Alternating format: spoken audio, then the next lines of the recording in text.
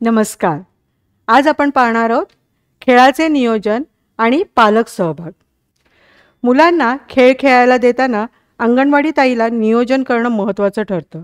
मुलांना रोज मुक्त खेळाची संधी मिळालीच पाहिजे, पण त्याच वेळी तीनही प्रकारचे खेळ खेळायला सारखा वेळ दिला पाहिजे बरं का. मुलं खेळताना फार हस्तक्षेप करू नये, कारण काय होतं त्याच्यामुळे मुलांवर दबाव येतो. खेळताना मुलांना अति नियमसुद्धा लादू नये. खेळताना मुलांवर अतिनियम लादू नयेत, कारण त्यामुळे मुलं दबावाखाली खेळायला लागतात आणि सतत नियम नियम नियम केले की त्यांच्या खेळण्यातला आनंदच ते विसरून जातात. यामुळे मुलांवर दडपण येतं. मुलांचे निरीक्षण करावे, जेणेकरून मुलांचा स्वतंत्र विचार आपल्याला लक्षात येईल. खेळाची जागा सुरक्षित आणि स्वच्छ असावी. म्हणजे काय तर त्या जागेवर कुठे मुलांना लागेल, टोचेल अशा काही गोष्टी नसाव्यात. ती जागा स्वच्छ पुसलेली, झाडू मारलेली असावी. वेळापत्रकातील खेळाची वेळ व्यवस्थित पाळली गेली पाहिजे. मुलांचा वेळ वाया जाणार नाही याची काळजी घ्यावी. कारण काय असतं ना, मुलांचा एक एक क्षण महत्त्वाचा असतो. ते प्रत्येक क्षणी काहीतरी शिकत असतात. त्यामुळे ह्याची नक्कीच काळजी घ्या. तसंच विशेष गरजा असलेल्या मुलांच्या दृष्टीने जागेचा विचार करणं आवश्यक आहे. साहित्य व साधने वापरणार असू तर त्यांची योग्य निवड, उपलब्धता आणि सर्व उपकरणांवर त्या उपकरणांच्या नावाचे लेबल असलेच पाहिजे.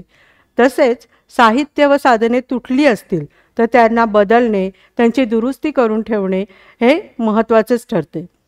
खेळ सुरू होण्याआधी प्रथमोपचार पेटी तयार ठेवा, कारण कुठल्या मुलाला कधी कुठली गोष्ट लागली तर आपल्याकडे लगेच त्याच्यावर उपचार करणं गरजेचं असतं.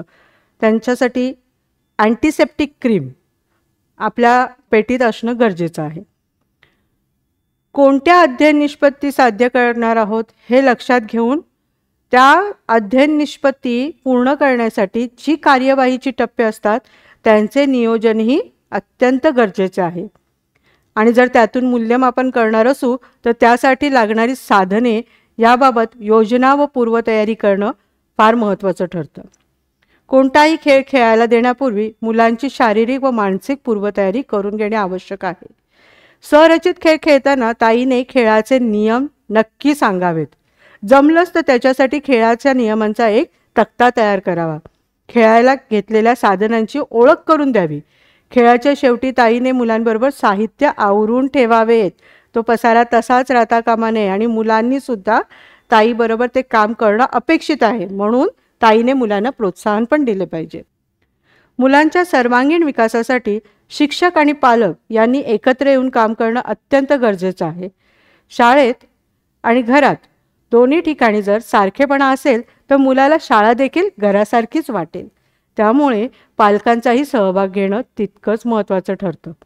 त्याबद्दल आपण आता समजून घेऊ काय काय करायला पाहिजे पालकांनी.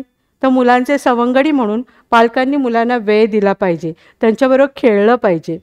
अंगणवाडी ताईने घरातील वस्तूंचे सोपे खेळ कसे खेळता येतील याबद्दल पालक सभेत सांगावं.